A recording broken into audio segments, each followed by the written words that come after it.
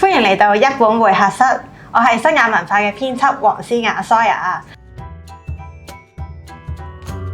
喺我身邊咧係親子共讀嘅專家蔡依依，蔡依依歡迎你。Hello， 大家好。咁唔知大家有冇睇過我哋眼前嘅飛躍繪本系列咧？呢套系列咧其實係由香港政府文創產業發展處贊助，由創意創業會主辦嘅香港繪本支援計劃，支援嘅8位本地新進嘅插畫師咧去完成嘅一套無字繪本嚟嘅。蔡依依有冇同小朋友去閱讀過無字繪本呢個讀物咧？有，我經常都同小朋友睇一啲無字書嘅，我都成日講啦，呢啲唔止係無字書啊，仲係無字天書添。你覺得呢啲無字天書有咩魅力可以吸引你同小朋友去閱讀咧？嗱，最主要咧，其實咧，佢係圖畫豐富啦，完全冇文字啦，咁即係我哋冇文字嘅負擔啦。但係透過佢嘅圖畫咧，我哋可以陪小朋友咧進入想像嘅世界啦，亦都可以幫助我哋嘅小朋友咧一路去追蹤故事嘅發展，甚至可以培養佢嘅表達能力。因為當你同小朋友一齊睇無字書嘅時候咧，其實咧佢有好多嘅線索咧，令到個小朋友咧好想用佢嘅説話咧嚟去講出佢嘅感受嘅。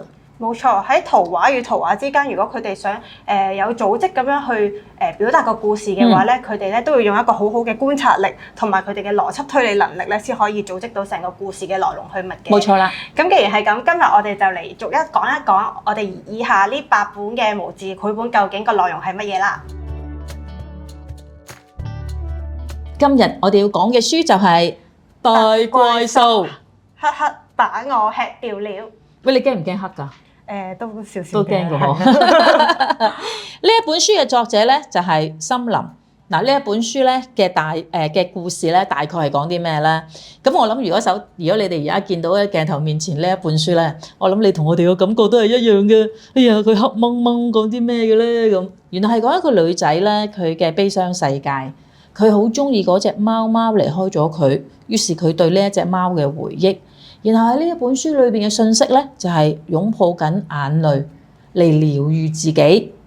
呢一本書嘅畫風咧係好獨特嘅，因為佢用紅黑去強烈對比。咁我哋一路睇呢一本書嘅過程裏邊咧，一路你會發覺咧，哇！真係自己係一個非常之勇於去挑戰自己，勇於咧去探索呢一個悲傷世界。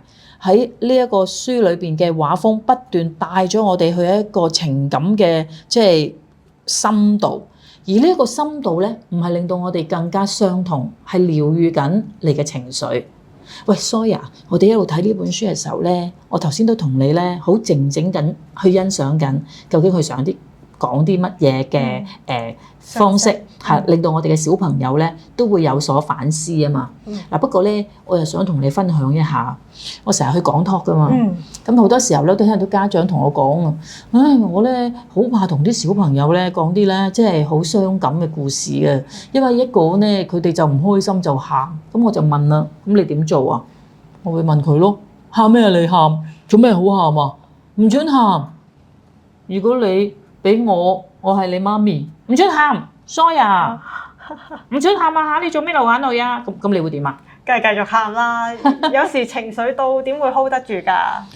冇錯啦！嗱，呢一本書咧，其實咧就係正正咧俾我哋睇到，即係當我哋同細路仔去分享嘅時候咧，叫佢唔好喊喎，其實就係唔係好合理嘅。當一個人好難過嘅時候咧，佢流淚、佢哭泣，其實呢一種嘅情緒行為咧係非常之自然嘅。即係你冇理由見到佢喊咧，收翻啲眼淚上去啊！跟住我就會同嗰個家長講：你收俾我睇下，睇下收唔收到啊？咁樣嗱，所以呢一本書咧，其實咧我都即係進入呢一本書嘅畫風裏邊咧，我睇到啲咩咧？就係每一滴眼淚。你睇下啦，喺呢一本書見到好似咧有一個即係大怪獸。呢個大怪獸咧，好似黑掹掹咁樣，而咧好多嘅即係抽象嘅畫風咧，係帶你進入咧一個咧我覺得係一個好點講啊，嗰個情緒即係好抑壓啊！好抑壓，但係你用抑壓嚟享受嘅喎，因為咧你享受呢一種抑壓咧，係會令到你好似更光明喎。所以咧，當你一路睇啦，一路見到咧呢一個故事嘅主人翁咧，呢一隻貓貓同埋呢個女孩啦，小女孩嘅相遇啦，我幾中意佢畫裏邊有一種細緻咧，就係見到一個漏斗啊，即係一個漏斗係表達到啲咩咧？就係一種時間，時間已經係完結啦，一個重新開始嘅感覺。雖然離開世界死亡呢一樣嘢係一種好傷感，但係我哋藉住圖畫書釋放自己嗰種難過嘅心情。見到書裏邊每一滴眼淚，每一個角色，然後我哋隨住呢一個漏斗，好似一種時間嘅空間，就喺呢一刻嘅啫。你點樣去擁抱你嘅情緒咧？你點樣享受喺你見到你最心愛嘅嗰隻貓嗰個時刻？嗰種當下嘅感情咧，咁所以咧一路揭呢一本書咧，一路睇到每一滴眼淚之餘咧，一路覺得咧好緊張啊！我哋快啲啦，快啲啦，你快啲陪隻貓貓去經歷你嗰個即係成長嘅過程啦，同埋好經歷嗰種回憶啦咁樣。所以各位家長，難㗎，你同小朋友去透過一本書去談論死亡，不如咁啊！我哋另一個角度睇啊，我哋唔好咁容易去墮入呢一種情緒嘅深淵，反而同小朋友講，借住大怪獸黑黑把我吃掉了，嚟俾自己力量，係我哋去衝破呢一個情緒嘅關口，勇敢去面對死亡嘅意義，就係重新開始。